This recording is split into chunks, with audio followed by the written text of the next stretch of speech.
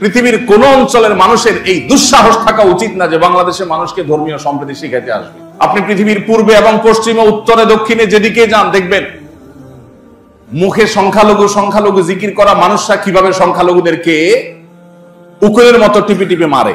পশ্চিমারা দেখবেন সংখ্যালঘু সংখ্যালঘু জিকির শোনায় আমাদেরকে।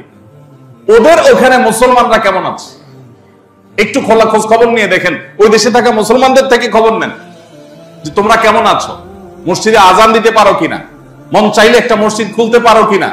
অথচ আমার এদেশে খ্রিস্টানরা তাদের ধর্ম পালন করছে, হিন্দুরা তাদের ধর্ম পালন করছে, মুসলমানরা পারলে তাদের সম্প্রীতি দিচ্ছে, পারলে পাহারাদারি করছে তাদের মন্দির যাতে হামলা শিকার না হয়।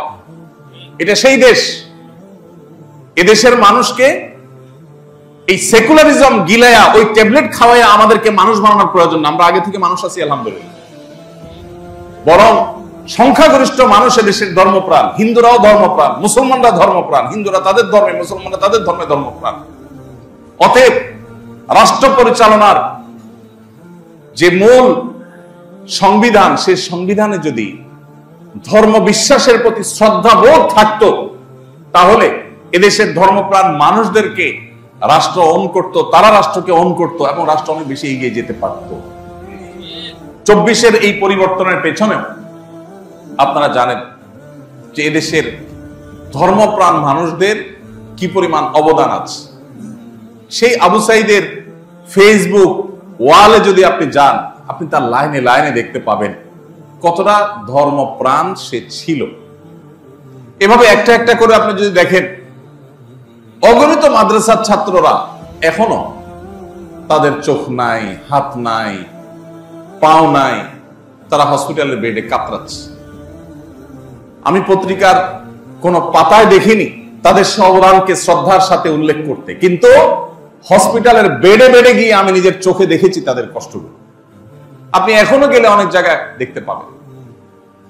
সে ৭১-এ যা হয়েছে এখনো যেন আবারও সেটা না হয়, আবারও যেন আমাদের চেতনাকে যেন হাইজ্যাক করা না হয়, এই জন্য আমাদেরকে একটু সজাগ থাকতে হবে।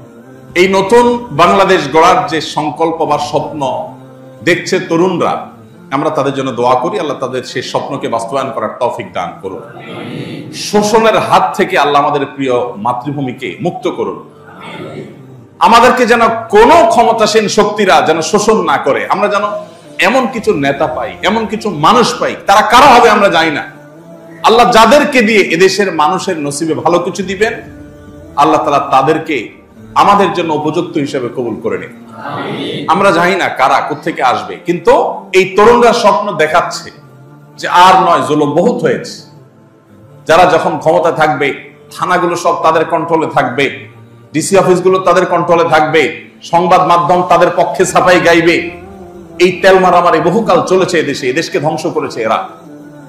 আমরা প্রকৃত বাস্তবতাকে তুলে আনতে চাই। এই জন্য এই নতুন বাংলাদেশ গড়ার ক্ষেত্রে বিশেষ করে আমি যেটা বলেছিলাম, সামান্য কিছু মানুষ যারা 1%ও না, এদেশের রাষ্ট্র থেকে ধর্মকে আলাদা করে ফেলা হোক, রাষ্ট্র থেকে ধর্মকে দূরে ফেলা হোক, এই বিশ্বাসে এদেশের কত 50% মানুষ আছে, 10%।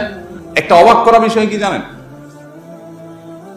এই জনগণের চেতনা বলে জিগির করা পাবলিককে যদি বলেন যে একটা গণভোট দেন, এরা মরে যাবে, কোনোদিন গণভোট দিবে না। কারণ গণভোট দিলে এরা জানে যে এদেশের ধর্ম, বর্ণ, দল, মত নির্বিশেষে সকল মানুষই ধার্মিক। এদেশে হিন্দুরাও ধার্মিক, মুসলমানরাও ধার্মিক। ধর্ম বিযুক্ত বা ধর্ম মুক্ত সংবিধান, এটা এদেশের মানুষ চায়।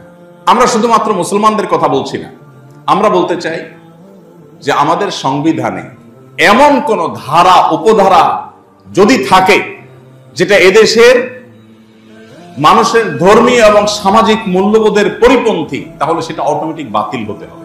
এই যে ধর্মীয় মূল্যবোধের পরিপন্থী হলে বাতিলের কথা বলেছি, এখানে আমি ইসলামিক মূল্যবোধ শুধু বলিনি। কোন ধর্মের মানুষের ধর্মীয়, এদেশে যত ধর্মের মানুষ বসবাস করে, কোন ধর্মের মানুষের ধর্মীয় মূল্যবোধ পরিপন্থী কোনো কিছু বাস্তবায়ন থাকতে পারবে না, কোন আইন হতে পারবে না যে আইন কোন ধর্মের ধর্মীয় মূল্যবোধের পরিপন্থী।